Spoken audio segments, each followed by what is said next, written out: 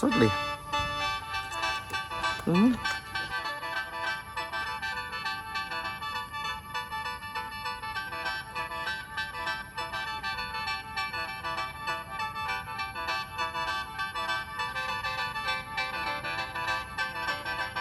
สวัสดีครับสวัสดีพี่น้องสุขุมสุขคนครับนี่พบกับบาเดชพากินเที่ยวแล้วครับนี่ได้พี่น้องเอ้ยทีเด็ดคือเก่าเมนูจำจ่องครับสดๆเลยพี่น้องทีมงานนี่ก็พี่น้อง พักเต็มถาดเต็มสวนนี่ก็ครับวันนี้ได้นี่นะพี่น้องพี่เอ้ยครับดอกกระเจียวบักพริกเลยครับนี่แฟนครับเพิ่นเก็บมาฝากครับเป็นแฟนครับบาเดชครับทั้งน่าจะรวยครับเอื่อยครับขอบคุณเอื่อยนะครับให้พี่น้องไหมบอกยังไงครับฝนตกลิ้นเหรอ กำลังสิกินครับตกลิ้นมาเลย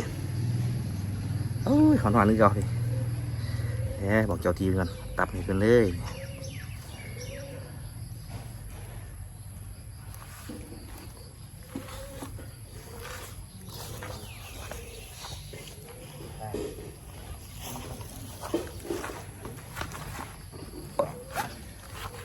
โอ้เมนูเด็ดพี่น้องเลยเป็นทั่วบอกไปเอาเลยครับเฮ้ยจะเสียบยังฝนกับโต๊ะลิ้นพี่น้องเลยกำลังสิกินเฮ้ยครับนี่สดๆเลย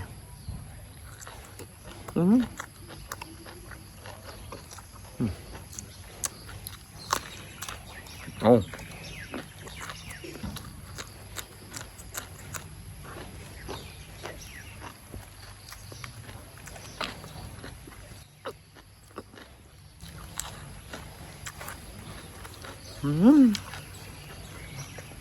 เอาตาฝนนะพี่น้องเนาะ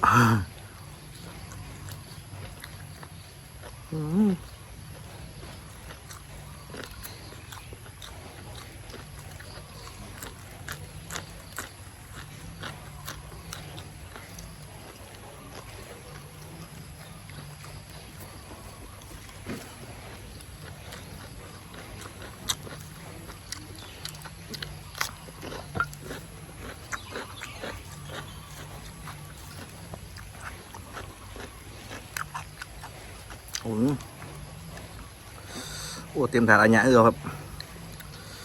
เมนูเด็ดแซ่บคือเก่า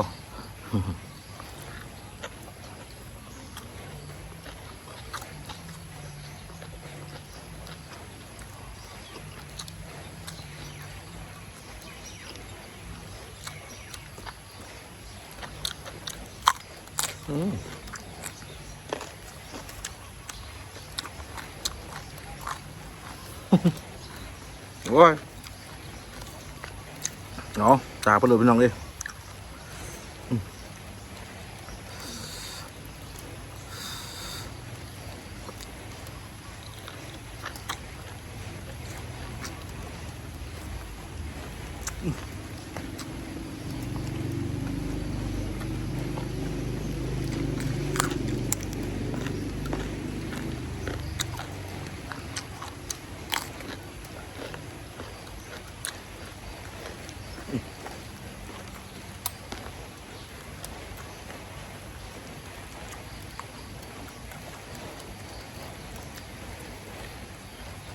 เปียกเบิ้ลละพี่น้องเขา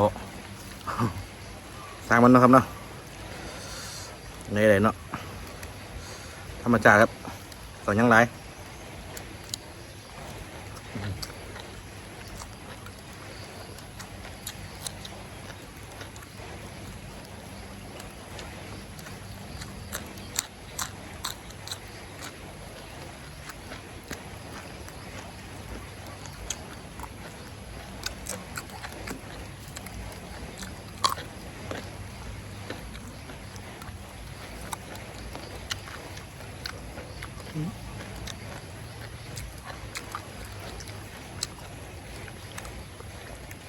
โอ้บะเขือมันก่อนพี่น้องเองบะเขือกับของแฟนครับพี่น้องน้องเอื่อยเพิ่นนั่นแหละมาฝากครับเพิ่นว่าเบาเดียกินบะเขือกับบะพริกดีนะ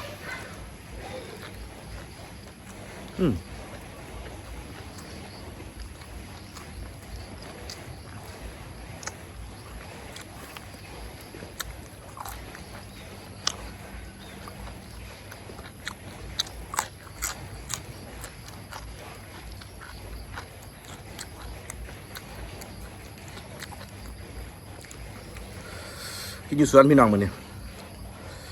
ข้างบ้านครับต้นทุเรียนทั้งดังสิกินมาปุ๊บนี่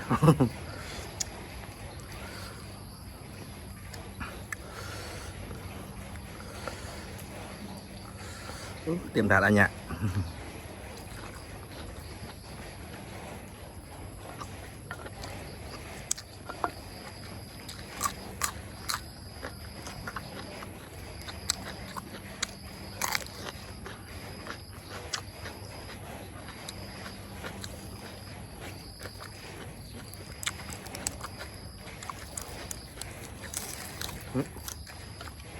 มันอะไรขาดแล้ว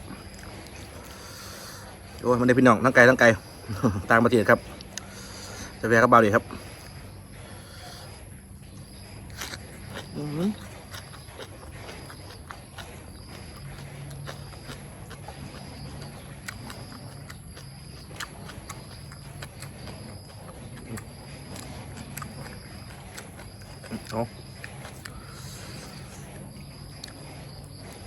เขาตีมือดีครับ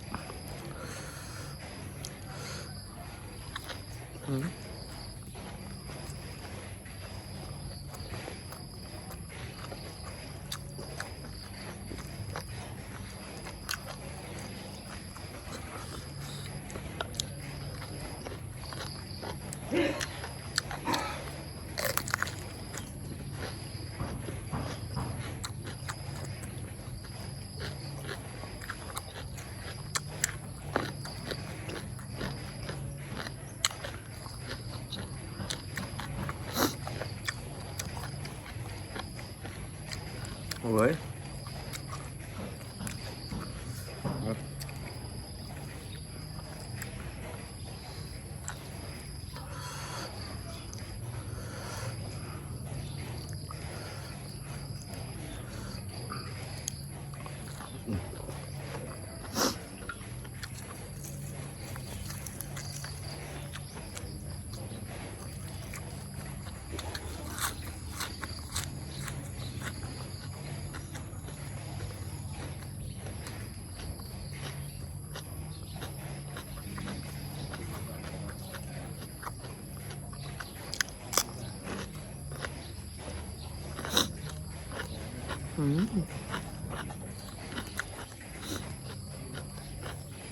บัวเขามา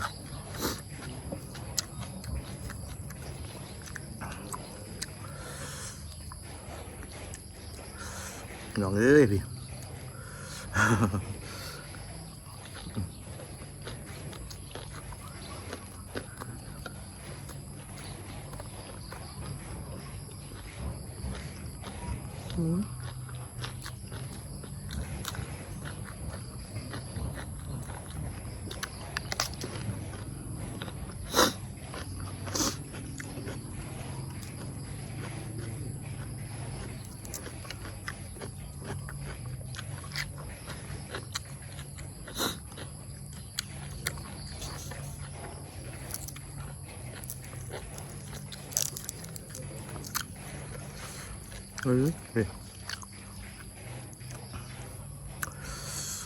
คันเทน่าทำรีบกีบตับพี่น้องเต็มอันเนี้ย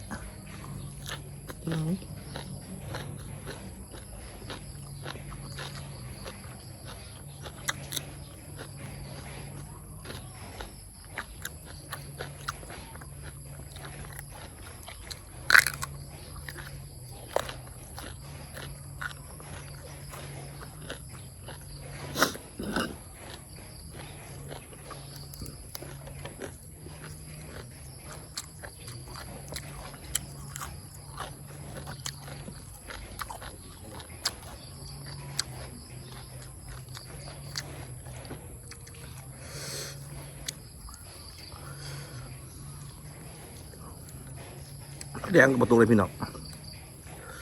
แดดครับบ้านพ่อมากินลิ้นปกแปลกลงโอ้ยตายแล้ววะ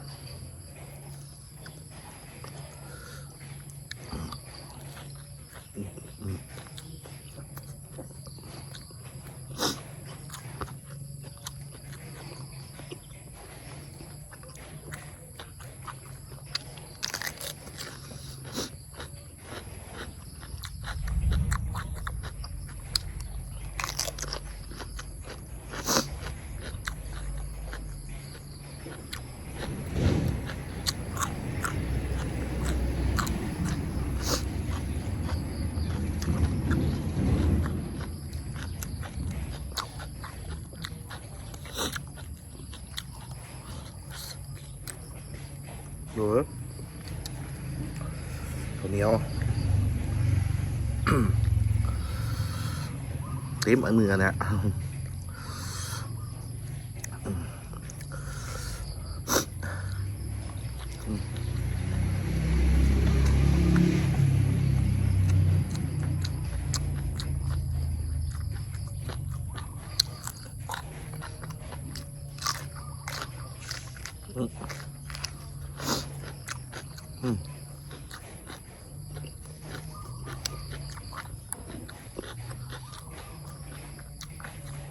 ออกเดียวครับหยอก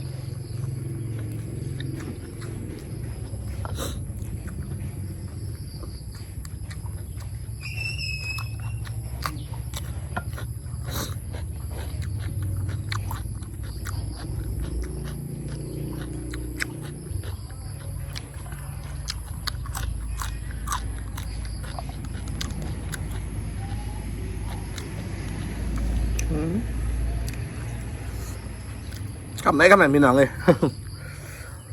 โอ้ยเนาะคือไรเนาะ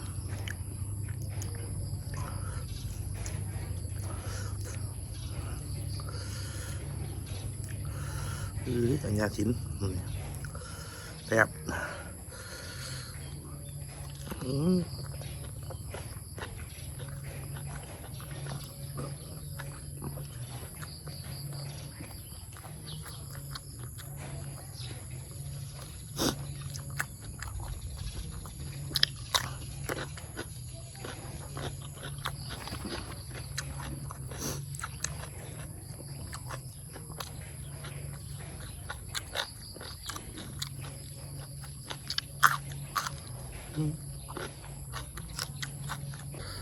โอ้พี่น้องเลยเขาเห็นมือทุกที่มือเสียบเอาคือไม่อีกแล้วบ้านี้ทันมันยังเบาเด็ดฝนดีครับพี่น้องโอ้ยตกมาดูเว้นเลยพี่น้องเลย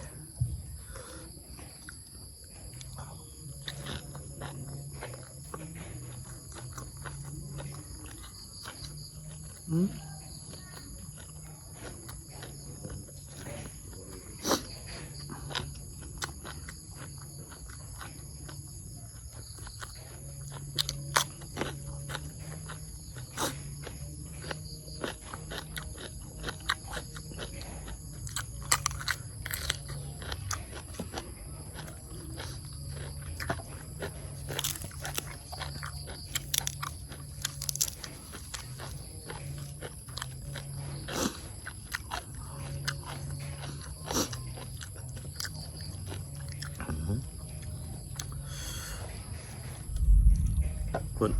จังฝามาแล้วขันมันเอาบัน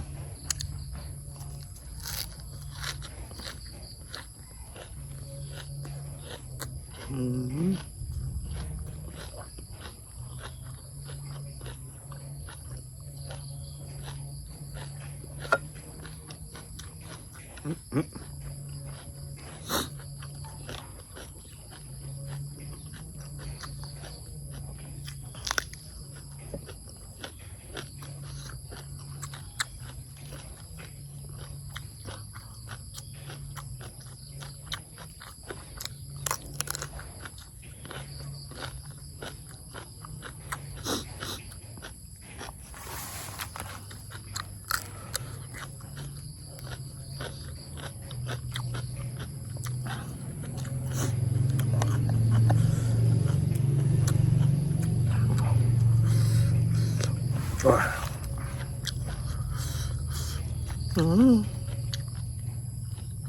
โอ้ยเขาดิ้นเหนื่อยแล้วเนาะเปียกกันพี่น้องเอ้ยนี่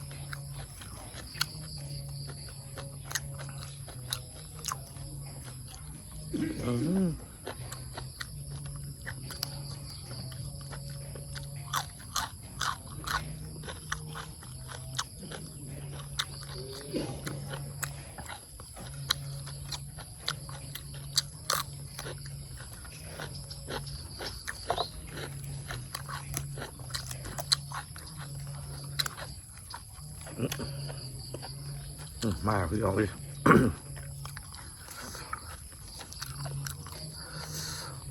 มาแล้วขึ้นมาแล้วมันยังนกตกแท้ๆแล้ว มาสุดท้ายแล้วพี่น้องไอ้พี่หอบิ๊กเลยตับมันตับหวานเอาเนี่ยเสือ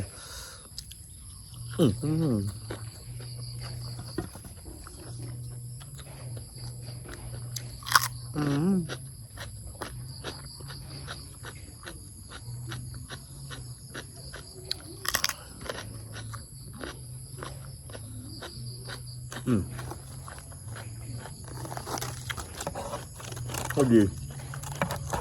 แซ่บนะโอ้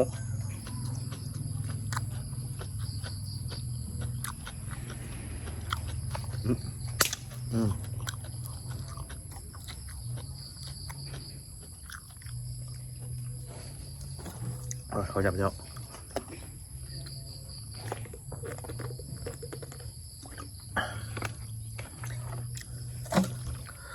โอ้ยคลิปนี้พี่น้อง ที่ว่าก่อยนะครับเนาะก่อยเลือดช้ำๆครับเนื้อสดๆเลยครับถึงไม่ได้ลายมือนี่โอ้ยุ่งมากแล้ว กับพักครับหลายเขาครับพี่น้องเต็มสวนเบิดถาดที่เขาแล้วก็บักเด็กบักพี่ครับบักพี่กับบักเขือครับจากแฟนครับเอื่อยเป็นเอามาให้กับขอบคุณมันนะครับอย่างนั้นก็บริเวณขอขอบคุณนะครับทุกท่านนะครับที่ติดตามรับชมนะครับกดไลค์กดแชร์ให้บอดีพากินเชียวนะครับอย่างนั้นก็เป็นกำลังใจให้บอดีเรื่อยๆนะครับพี่น้องครับคลิปนี้เอาไปทำกันครับสวัสดีครับทำอะไรพี่น้องฝนจิตตกล่ะ